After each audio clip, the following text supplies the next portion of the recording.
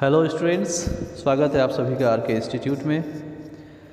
आज से हम प्राइमरी टेट के प्रिपरेशंस को लेकर एक नया सीरीज स्टार्ट कर रहे हैं। ये सीरीज हिंदी मीडियम और इंग्लिश मीडियम के स्टूडेंट्स के लिए बहुत ही बेनिफिशियल होने वाला है। अगर आप भी वेस्ट बंगाल प्राइमरी टेट या सी टेट क्वालिफाई करके गवर्नमेंट टीचर बनना चाहते हैं तो आपके लिए ये सुनहरा मौका है। सब्सक्राइब करें और लाइक करें इस चैनल को और पूरा का पूरा लाभ उठाएं। Let us start. आज के क्लास में हम लोग इंग्लिश का मॉडल सेट प्रैक्टिस देखेंगे और इसका पूरा एक्सप्लेनेशन हम समझेंगे कि जो सवाल इस प्रश्न पत्र में दिए गए हैं उनके आंसर्स क्या होंगे और क्यों होंगे। एक्सप्लेनेशन को समझेंगे हम। So let us start.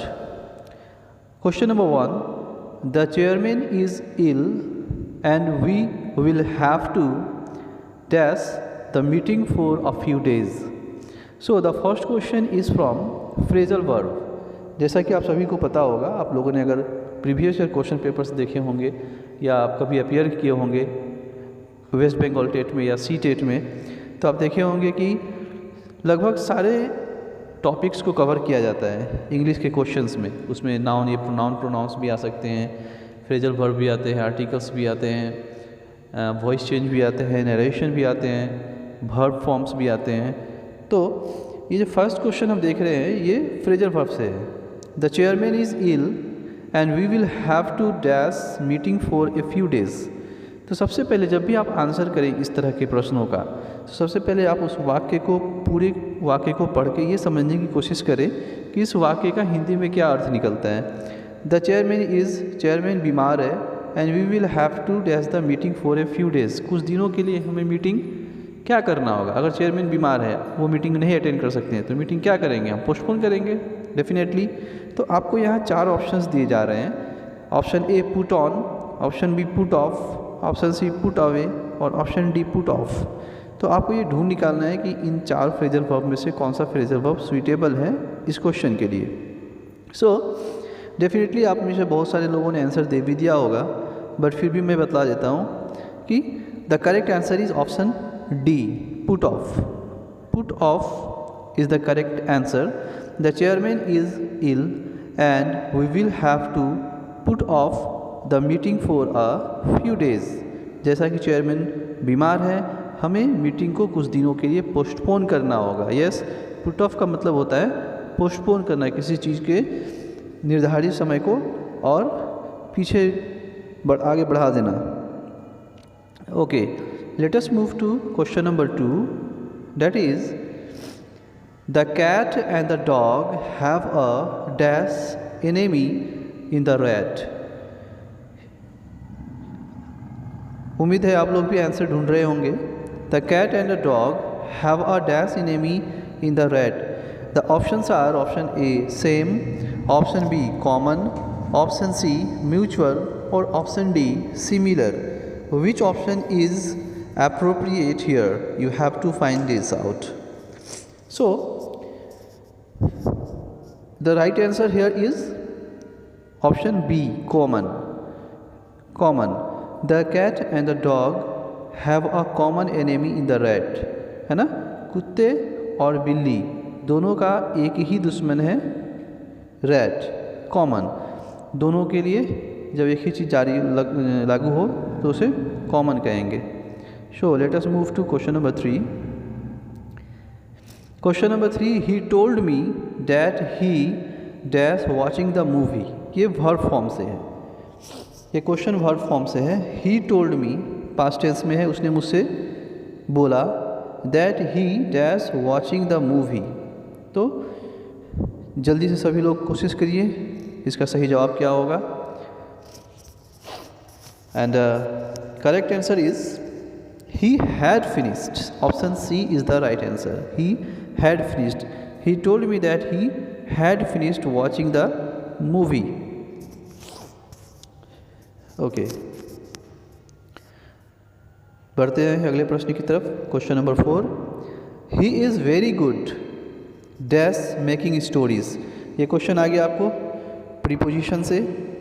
He is very good dash making stories, वह कहानियाँ गढ़ने में बहुत ही माहिर है, उसे कहानियाँ अच्छी गढ़नी आती है। Which preposition will be use here? So in, option A in, option B about, option C at और option D for. So the correct answer is option C eight.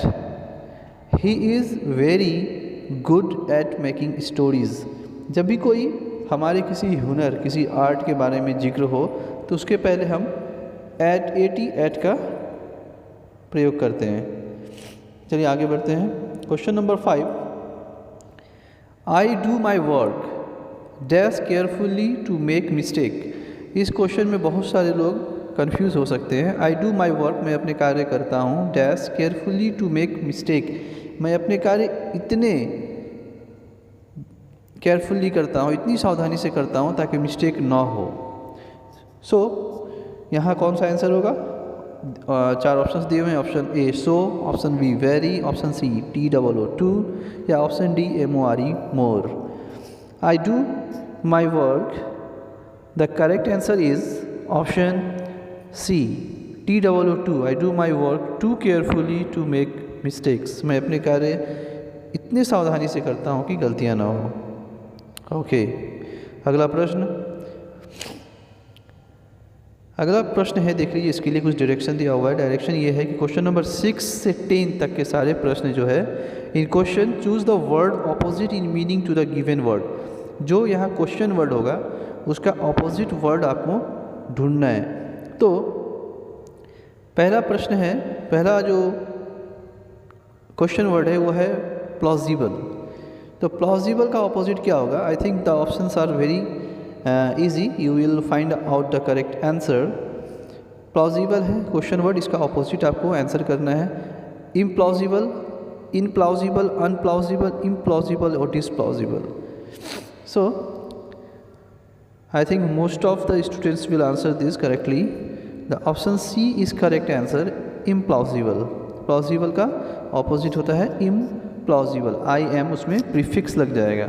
Plausible का ऑपोजिट इम्प्लॉजिबल। चलिए बढ़ते हैं आगे। क्वेश्चन नंबर 7, यहाँ भी हमें क्या करना है? क्वेश्चन नंबर 6 से लेकर क्वेश्चन नंबर 10 तक हमें जो क्वेश्चन वर्ड है उसका ऑपोजिट वर्ड आंसर करना है। सो यहाँ क्वेश्चन वर्ड है frailty, FRAILTY, frailty. Frailty means weakness, कमजोरी। तो इसका ऑपोजिट क्या होगा? Option A energy, option B intensity, option C vehemency और option D strength. So obviously I think all of you will answer this correctly. The option D is the correct answer, strength. Frailty का opposite होगा strength. Okay, let us move to the next question, that is question number D, genial. Genial, यहाँ पे genial का opposite word आपको ढूंढना है। Option A stupid, option B stingy, option C boorish और option D unkind. सो सभी लोग कोशिश करें इसके करेक्ट आंसर का। जेनाइल का ऑपोजिट वर्ड क्या होगा? जेनाइल का ऑपोजिट होगा, the correct answer is option C boorish. Genial means होता है फ्रेंकली और with a person of pleasant nature, frankly दोस्ताना व्यवहार वाला, और उसका ऑपोजिट होगा boorish. Okay, next question is question number 9. The question word is prevent का ऑपोजिट ढूंढना है आप लोगों को। प्रिवेंट क्या होता है? प्रिवेंट मीन्स रोकथाम। इसका ऑपोजिट वर्ड आप लोगों के हिसाब से क्या होना चाहिए? Option A protect, option B block, option C hinder और ऑप्शन डी इंड्यूस। प्रिवेंट मतलब रोकथाम होता है। Hope you all are answering this correctly. So prevent मतलब रोकथाम, इसका ऑपोजिट वर्ड करेक्ट आंसर होगा ऑप्शन डी इंड्यूस। प्रिवेंट मतलब रोकना, इंड्यूस मतलब किसी कार्य करने के लिए उत्साहित करना किसी को। Okay okay okay, thank you very much.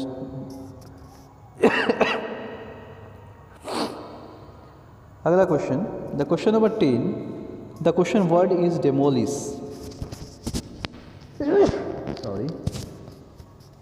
Question number 10 is demolish. Demolish इसमें से आप सभी लोग लगभग जानते होंगे डेमोलिश का मीनिंग क्या है, और आपको इसका ऑपोजिट वर्ड खोजना है। So option A shift, option B build, option C repeat और option D height.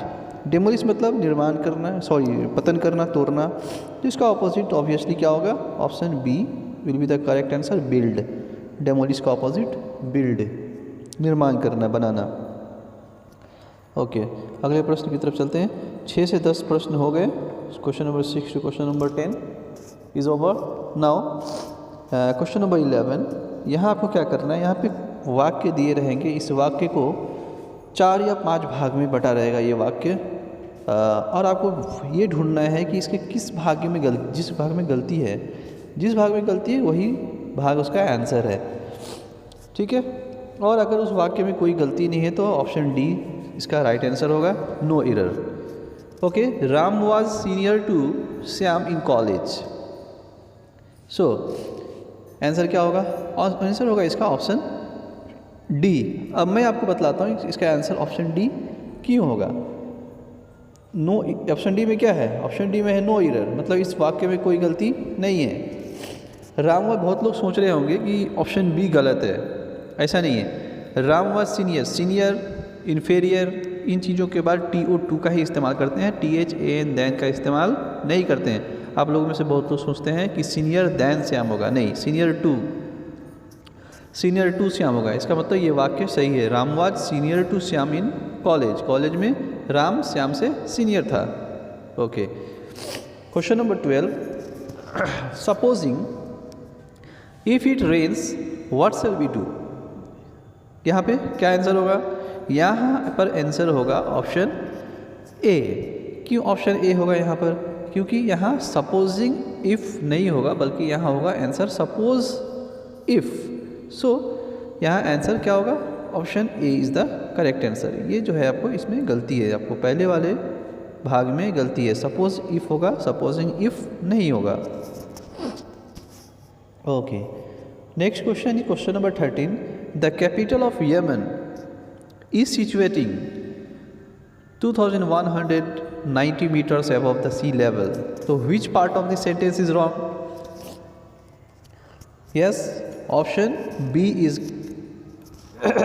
the second part, B part of the sentence is wrong. This means the correct answer will be option B. क्यों गलत है, आप सभी लोग 90% जरूर जानते होंगे कि ये गलत क्यों है, क्योंकि यहाँ पे सिचुएटिंग नहीं होगा, सिचुएटेड होगा। The capital of Yemen is situated 2190 meters above the sea level. Next question is question number 14. It was him who came running into the classroom. So इसका आंसर क्या होगा, आंसर तो आप देख लीजिए कि एक्सप्लेनेशन मैं दे दूंगा आप लोगों को, no doubt. Okay, the correct answer is option C. अब मैं आपको बतलाता हूँ क्यों होगा ये option C, sorry option A इसका करेक्ट आंसर है, ऑप्शन ए। क्वेश्चन नंबर 14 का करेक्ट आंसर होगा option A. Okay, option A. क्यों यहाँ बता रहा हूँ मैं, क्योंकि इसे आप मत देखिए, ये गलत है। ऑप्शन का करेक्ट आंसर ऑप्शन सी नहीं होगा, इसका ऑप्शन नहीं होगा, ये मिस प्रिंट है, प्रिंट से कुछ नहीं होता है, मैं बतलाने वाला हूँ आंसर आप लोगों को। इसका करेक्ट आंसर होगा ऑप्शन ए, क्योंकि ये इट वाज हिम नहीं होगा, इट वाज ही होगा, क्योंकि हिम क्या है, रिलेटिव प्रोनाउन है, लेकिन यहाँ पे रिलेटिव प्रोनाउन की आवश्यकता नहीं है, यहाँ पे पर्सनल प्रोनाउन लगेगा। चलिए आज के टेस्ट का हम लोग आखिरी क्वेश्चन नंबर 15 देखते हैं। The captain along with his team are practising very hard for the fourth coming match. So यहाँ पे करेक्ट आंसर क्या होगा, यहाँ पे करेक्ट आंसर होगा आपको ऑप्शन बी। ऑप्शन बी यहाँ पे करेक्ट आंसर होगा, नो डाउट, लेकिन इसका एक्सप्लेनेशन मैं आपको देता हूँ क्यों। क्यों ऑप्शन पार्ट बी इसका क्यों होगा, क्योंकि यहाँ पे द कैप्टन, जो कैप्टन है, द कैप्टन यहाँ पे सब्जेक्ट है, द कैप्टन यहाँ सब्जेक्ट है। ओके, और हमारे यहाँ पे यहाँ हम लोग देख रहे हैं कि यहाँ पे सब्जेक्ट वर्ब एग्रीमेंट नहीं बैठ रहा है, सब्जेक्ट और वर्ब का जो एग्रीमेंट होता है वो यहाँ नहीं बैठ रहा है, क्योंकि यहाँ पे कैप्टन सब्जेक्ट है जो क्या है, सिंगुलर है। सब्जेक्ट क्या है, कैप्टन यहाँ पे सिंगुलर सब्जेक्ट है, इसके साथ हम लोगों को सिंगुलर वर्ब लगाना चाहिए। यहाँ पे आर नहीं होगा, यहाँ आंसर आर नहीं होगा, बल्कि यहाँ पे वर्ब इज होगा। The captain along with his team is practising होना चाहिए। So the correct answer is option B. Okay, so thank you very much. बने रहिए चैनल के साथ। इसी तरह के मॉडल सेट्स को प्रैक्टिस करके मैं पूरी कोशिश करूँगा कि आप लोगों को टेट क्वालिफाई कराऊँ। Thank you very much.